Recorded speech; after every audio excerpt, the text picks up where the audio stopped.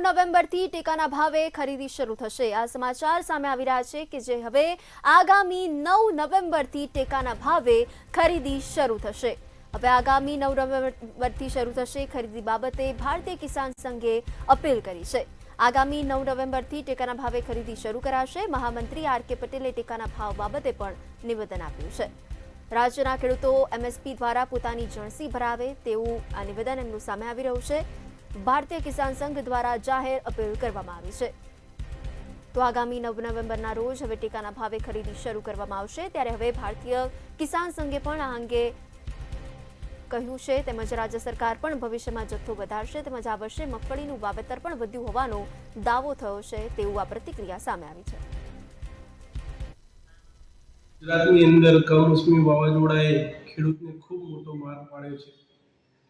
છેલ્લા ઘણા સમયથી ભારતીય કિસાન સંઘ અને અન્ય સંગઠનો પણ સરકાર ટેકાના ભાવે ઝડપથી મગફળીની ખરીદી કરે એ બાબતે વારંવાર રજૂઆત કરતા હતા। ક્યાંક ડિલે થવાની અંદર ક્યાંકના ક્યાંક આ માવઠું પણ નડ્યું છે। સતત માગણી ભારતીય કિસાન સંઘ કરતું હતું કે બજારની અંદર વેપારી અત્યારે ખેડૂતોને લૂંટી રહ્યો હોય તેવો માહોલ હતો। 800 થી 1000 રૂપિયાની અંદર મગફળી વેચાતી હતી। જ્યારે એમએસપીથી બજાર નીચું જાય ત્યારે સરકાર મિનિમમ સપોર્ટ પ્રાઇસથી કુલ જણસના 25% લેખે સરકાર ખરીદી કરતી હોય છે।